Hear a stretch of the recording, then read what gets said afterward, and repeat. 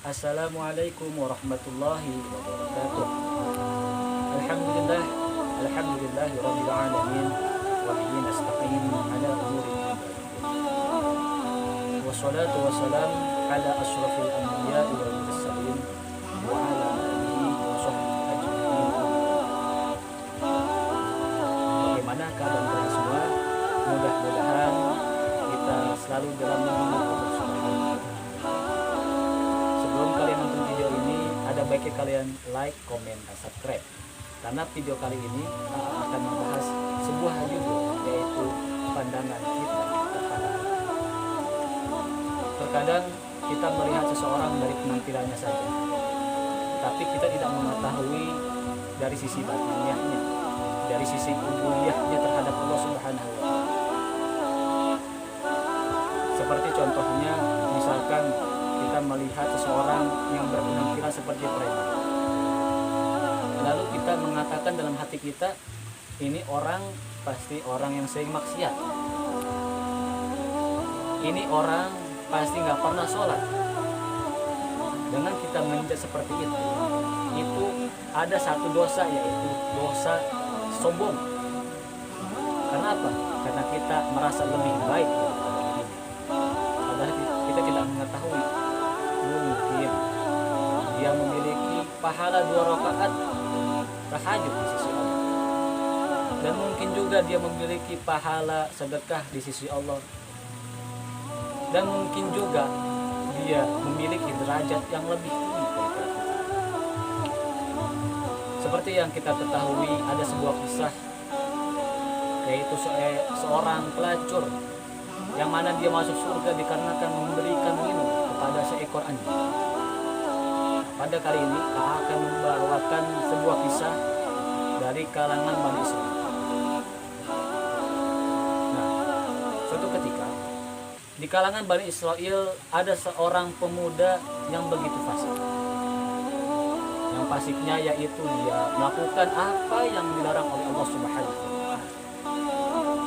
Dia judi, dia minum khamr, dia zina dan lainnya. Pokoknya apa yang dilarang oleh Allah dia lakukan. Sampai-sampai Bani Israil itu sendiri tidak mampu untuk melawan pemuda tersebut, tidak mampu untuk mencegah pemuda tersebut dari kefasikannya. Lalu mengadulah kaum Bani Israil kepada Nabi Musa alaihissalam. Wahai Nabi Musa, sungguhnya di antara kami ada seorang pemuda yang begitu fasik. Kami udah nasihati, kami udah kasih hukuman, masih aja ngakuin dosa. Kita harus gimana nih, kata kaum Bani Israil. Lalu kata Nabi Allah Musa alaihissalam, baiklah, aku akan berdoa kepada Allah. Berdoalah Nabi Allah Musa alaihissalam kepada Allah Subhanahu wa Ta'ala. Lalu Allah Subhanahu wa Ta'ala memerintahkan kepada Nabi Allah Musa untuk mengusir pemuda tersebut ke perkampungan yang begitu asing baginya. Tidak ada sanak keluarga, tidak ada anak istri, tidak ada yang membantu. Usirlah pemuda tersebut. Hari demi hari, bulan demi bulan, tahun demi tahun, silih berganti. Datang kembali firman Allah Subhanahu wa Ta'ala kepada Nabi Allah Musa alaihissalam, wahai Nabi Musa, usir kembali pemuda tersebut. Usir kemana ya Allah? Usir dia ke padang yang begitu tandus, yang mana padang tersebut tidak ada tumbuhan, tidak ada pohonan, tidak ada air yang bisa dia minum. Lalu Nabi Musa pun melaksanakan apa yang Allah perintah. Diusirlah pemuda tersebut. Sehari, 2 hari, 3 hari kemudian dia merasa kritis karena tidak pernah makan dan minum. Kritisnya itu dia berdoa kepada Allah Subhanahu wa Ta'ala. Ya Allah, ya Allah, jikalau Engkau mengasingkan diriku dari keluargaku, jikalau Engkau tidak memberiku makanan dan minuman di akhir hayatku, maka jangan jauhkan diriku dari rahmat-Mu.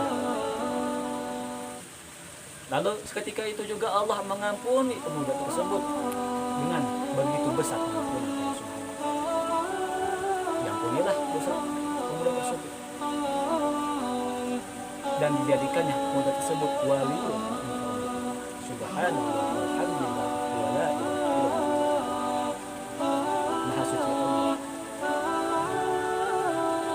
Dari kisah ini kita bisa mengambil pelajaran bahwasanya mungkin kita melihat seseorang yang begitu banyak berlumuran dosa. Kita melihat seseorang preman misalkan, dia judi, dia mabok-mabokan. Mungkin di akhir hayatnya dia bertobat kepada Allah, sehingga dia termasuk menjadi hamba Allah yang begitu dicintai Allah Subhanahu.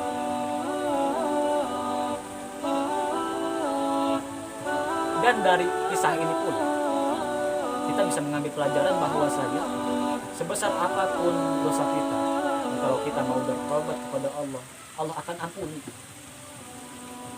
Kata Allah dalam surah Al-Baqarah, wa idza sa'alaka ibadi anni fa inni ujibu da'wata da'i. Wa idza sa'alaka ibadi, dan jikalau engkau wahai hambaku datang kepadaku, idza sa'alaka ibadi anni fa inni qarib, maka sungguh aku lebih dekat daripada ujibu da'wata da'i, sungguhnya aku akan mengabulkan apa yang engkau pinta. Engkau akan, misalkan kita minta ampun kepada Allah, Allah akan ampun. Kita minta rezeki kepada Allah, Allah akan beri. Apa yang tidak beri, yang diberikan kepada kita. Dan tugas kita sebagai seorang muslim, jikalau kita melihat seseorang misalkan dalam sebuah kefasikan, dia tidak melaksanakan sholat misalkan, kita nasihati dia dengan baik, dengan tulus, dengan lembut, dengan kekerasan, karena Allah tidak suka dengan kekerasan. Bahkan Allah sendiri memerintahkan kepada Nabi Allah Musa alaihissalam untuk berdakwah kepada Fir'aun yang mengaku sebagai Tuhan dengan lemah lembut. Nah, dari sini, dari kisah ini kita bisa mengambil pelajaran bahwasanya kalau kita udah menjadi orang baik, jangan sombong. Belum tentu di akhir hayat kita na'udzubillah menjadi su'ul khotimah. Jikalau kita belum merasa baik, tingkatkan kembali ibadah kita, kembali kepada Allah Subhanahu wa Ta'ala, perbanyak istighfar kepada Allah Subhanahu wa Ta'ala. Kenapa? Allah Maha Pengampun, Maha besar pengampunan Allah terhadap. Mudah-mudahan di video kali ini kita bisa mengambil hikmah bahwasanya tidak ada yang bisa menentukan kita masuk surga ataupun neraka kecuali Allah Subhanahu wa Ta'ala. Kita selalu berdoa kepada Allah, ya Allah, mudah-mudahan di akhir hayat nanti Allah tutup usia kita dengan husnul khotimah, dan jangan kita ditutupi dengan su'ul khotimah. Allahumma khtimna bi husnul khotimah wa la tahtimna bi su'ul khotimah. Kurang lebih wabillahi taufiq wal hidayah wal inayah. Wassalamualaikum warahmatullahi wabarakatuh.